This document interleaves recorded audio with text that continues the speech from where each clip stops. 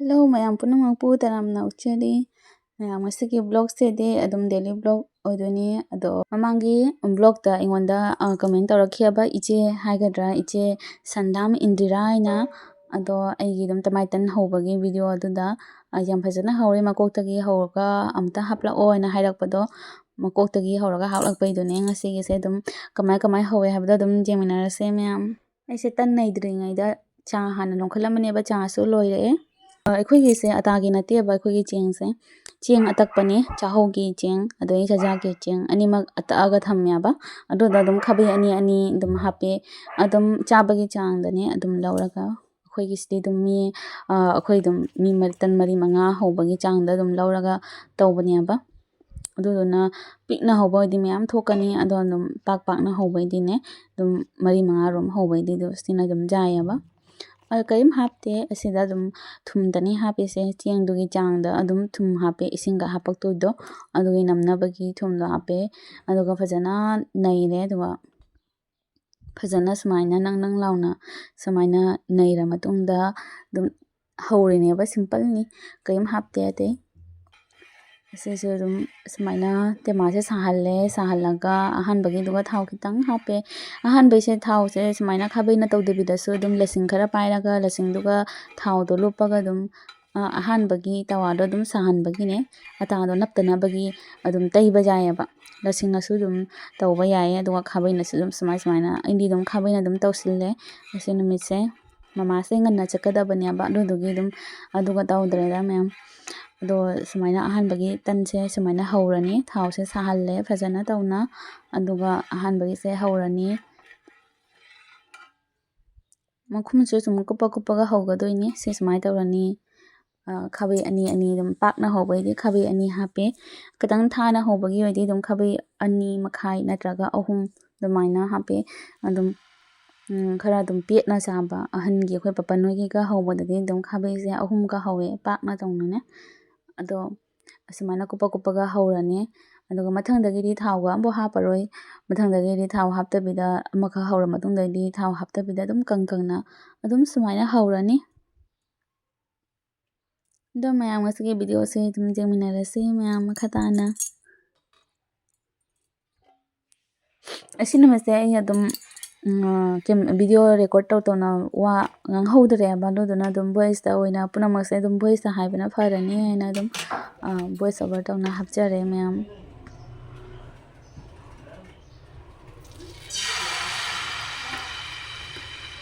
ꯑꯅꯤꯈꯛꯁꯦ ꯑꯣꯏꯗꯤ ꯃꯃꯥꯒꯤ ꯑꯣꯟ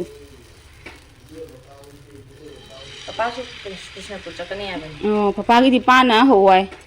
ꯄꯤꯛꯇꯨꯅꯨ ꯄꯤꯛꯑꯝꯗꯦꯕ ꯑꯗꯨꯁꯨ ꯇꯟꯗꯨꯁꯨ ꯑꯇꯥ ꯂꯩꯕ꯭ꯔꯥ ꯑꯇꯥ ꯂꯩꯔꯝꯕ ꯌꯥꯏ ꯂꯩꯔꯝꯗꯕ ꯌꯥꯏ ꯑꯇꯥꯁꯦ ꯑꯃꯐꯥꯎ ꯍꯧꯗꯃꯤꯅ ꯌꯦꯡꯉꯨꯗꯦꯅꯦ ꯊꯤ ꯇꯥꯕ ꯁꯤ ꯄꯦꯠꯇꯕ ꯌꯦꯡꯉꯨꯅꯦꯅꯦ ꯈꯥꯏꯔꯦ ꯑꯗꯨ ꯉꯥꯡꯕ ꯍꯦꯜꯂꯦꯅ ꯔꯣꯃꯤꯅꯥ ꯍꯣꯏꯒꯤ ꯑꯋꯥꯊꯕꯤꯗꯣ ꯍꯥꯎꯕ꯭ꯔꯥ ꯀꯃꯥꯏꯅ ꯇꯧꯋꯤ ꯇꯦꯁ ꯂꯩꯔꯦ ꯊꯨꯝꯃꯦ ꯊꯨꯝꯃꯦ ꯍꯥꯏꯗꯣ ꯅꯪ ꯀꯩ ꯁꯦꯝꯆꯥꯅ ꯊꯨꯝꯃꯦ ꯍꯥꯏ ꯔꯣꯃꯤꯅꯥ ꯍꯣꯏꯒꯤ ꯑꯋꯥꯊꯕꯤ ꯊꯨꯝꯃꯦ ꯍꯥꯎꯕ꯭ꯔꯣ ꯑꯩꯈꯣꯏ ꯔꯣꯃꯤꯅꯥꯒꯤ ꯑꯋꯥꯊꯕꯤ ꯉꯁꯤ ꯈꯥꯏꯔꯦ ꯉꯁꯤ ꯀꯣꯏꯗꯤꯟ ꯂꯩꯔꯒꯅꯣ ꯈꯥꯏꯔꯤꯁꯦ ꯊꯨꯝꯕ ꯋꯥꯠꯂꯤ ꯅꯍꯥꯟꯂ ꯉꯔꯥꯡꯂ ꯄꯨꯔꯛꯄꯗꯣ ꯄꯄꯥ ꯆꯠꯂꯨꯕꯗꯣ ꯅꯍꯥꯟꯂ ꯅꯣꯡꯃꯥꯏꯖꯤꯡ ꯅꯨꯃꯤꯠꯇ ꯅꯤꯡꯊꯧꯀꯥꯕ ꯄꯄꯥ ꯆꯠꯂꯨꯕꯗꯣ ꯅꯣꯏ ꯂꯥꯛꯄ ꯅꯨꯃꯤꯠꯇꯅꯤꯅꯦ ꯅꯤꯡꯊꯧꯀꯥꯕꯅꯤ ꯑꯗꯨꯒ ꯆꯠꯂꯨꯕꯗꯣ ꯍꯥꯎꯇꯦ ꯃꯃꯥꯏ ꯃꯁꯛ ꯍꯥꯎꯇꯦ ꯍꯥꯎꯏ ꯍꯥꯏꯔꯝꯃꯒ ꯈꯔ ꯆꯥꯈꯠꯂꯒ ꯍꯥꯎꯇꯦ ꯍꯥꯏ ꯁꯨꯒꯠꯂꯦ ꯃꯃꯥꯗꯤ ꯊꯨꯝꯃꯒꯅ ꯍꯥꯎꯔꯤ ꯔꯣꯃꯤꯅꯥꯁꯦ ꯎꯔꯗꯤ ꯅꯣꯛꯄꯅ ꯂꯣꯏꯇꯥꯔꯦ ꯆꯥꯁꯨ ꯊꯨꯝꯃꯒ ꯍꯥꯎꯏ ꯃꯃꯥ ꯂꯣꯏꯅ ꯊꯨꯝꯃꯒ ꯆꯥꯏ ꯃꯃꯥꯗꯤ ꯑꯗꯣ ꯑꯩꯈꯣꯏꯗꯤ ꯌꯥꯝ ꯊꯨꯝꯗꯕꯅꯤꯅ ꯈꯤꯇꯪ ꯊꯨꯝꯕꯗ ꯍꯥꯎꯔꯤ ꯍꯥꯏꯗꯤ ꯈꯤꯇꯪ ꯊꯨꯝꯇꯛ ꯑꯃ ꯆꯠꯂꯗꯤꯅꯦ ꯑꯗꯨꯝ ꯍꯥꯎꯔꯦ ꯍꯥꯎꯏ ꯉꯁꯤ ꯑꯩ ꯆꯥ ꯄꯥꯊꯉꯩ ꯂꯣꯜꯂꯤꯅꯤ ꯆꯤꯆꯦꯅ ꯖꯥꯝꯃꯦ ꯍꯥꯏꯔꯝꯃꯤꯅꯤ ꯑꯗꯨꯒ ꯑꯃꯨꯛꯀ ꯆꯥ ꯊꯥꯡꯒꯠꯂꯦ ꯑꯗꯨ ꯑꯩ ꯉꯁꯤ ꯆꯥꯁꯤ ꯃꯤ ꯊꯛꯅꯅꯤ ꯍꯥꯏꯅ ꯈꯜꯂꯕ ꯉꯟꯕꯅꯤꯅꯅꯦ ꯇꯟꯒ ꯆꯥꯒ ꯊꯛꯅꯅꯤ ꯍꯥꯏꯅꯅꯦ ꯆꯥ ꯑꯃꯨꯛ ꯁꯧꯗꯣꯔꯦ ꯁꯤ ꯈꯤꯇꯪ ꯇꯅꯤ ꯀꯥꯞ ꯑꯅꯤꯔꯣꯝ ꯑꯃꯨꯛꯀ ꯅꯣꯠꯂꯦ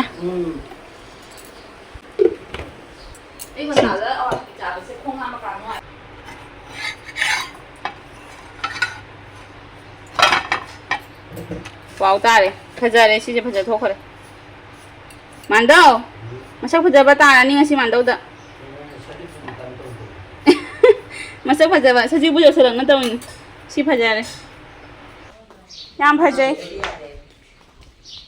papa ga mama kana ne heli haro haji ngarang papa yam fajagi ngasi mama yam fajare tu mama ready oire oi de ma ai thôi bonta phut chato ni mama su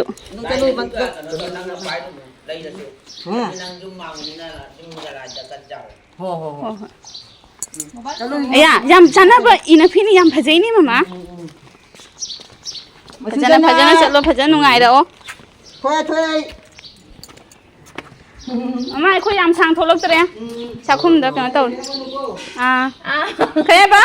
khana chena ra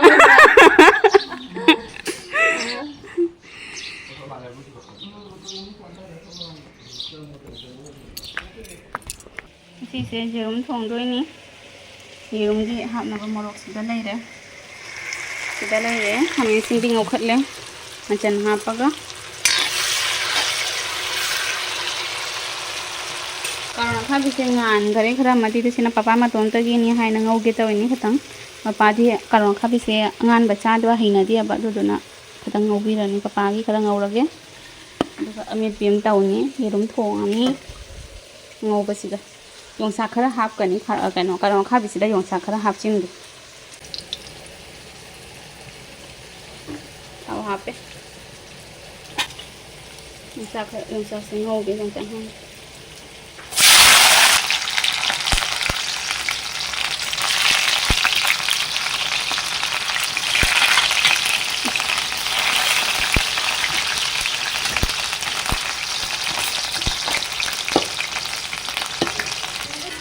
Minggu, kaya pala.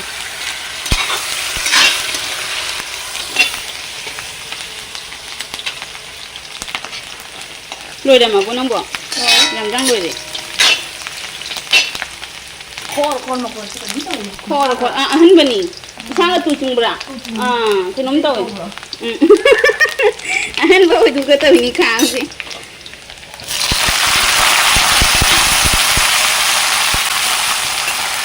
Kita hati ini nanti kalian coba betul. Di party.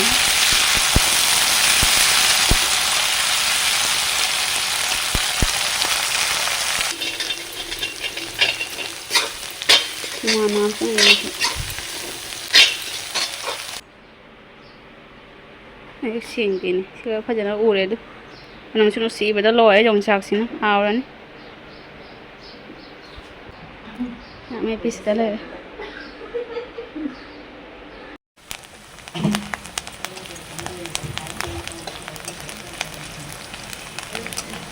Cái đồng chắc là một sợi hào này thì sự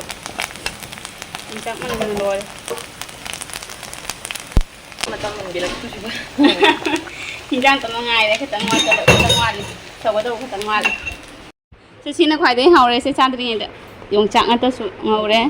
để khả năng khác biết cái nói sự dùng chắc cái sự chắc thì hào tập ra hai rồi cha hào tập trai hào đấy Hirum thong ba. Sedipan jarum thong mana ni? Sedi pula hirum thong mana? Lore pun lore se hau pun lore. 846 star deh.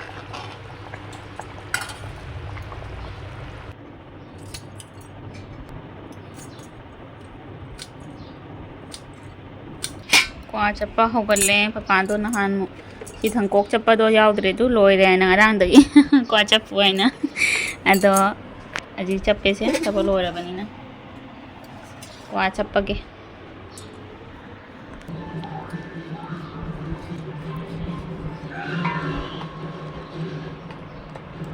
ano man ni na kindha re se pai matlab ani su to re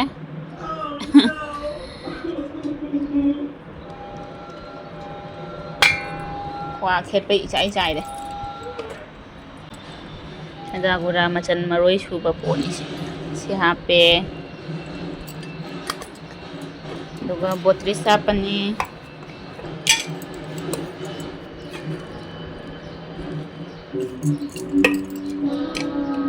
hiramot jadi jam apa roy HP itu mahapan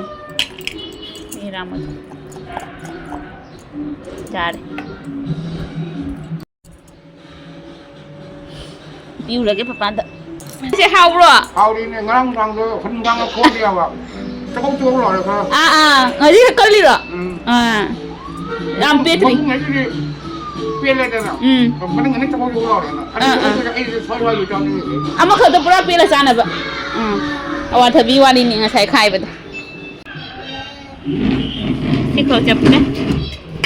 ꯁꯤꯈꯛ ꯆꯞꯄꯒ ꯊꯝꯃꯒꯦ ꯗꯕꯥꯗ ꯑꯇꯩꯉꯩꯁꯤ ꯀꯣꯟꯅ ꯑꯃꯨꯛ ꯆꯞꯄꯒꯦ ꯂꯩꯔꯤ ꯈꯔꯒ ꯑꯃꯨꯛ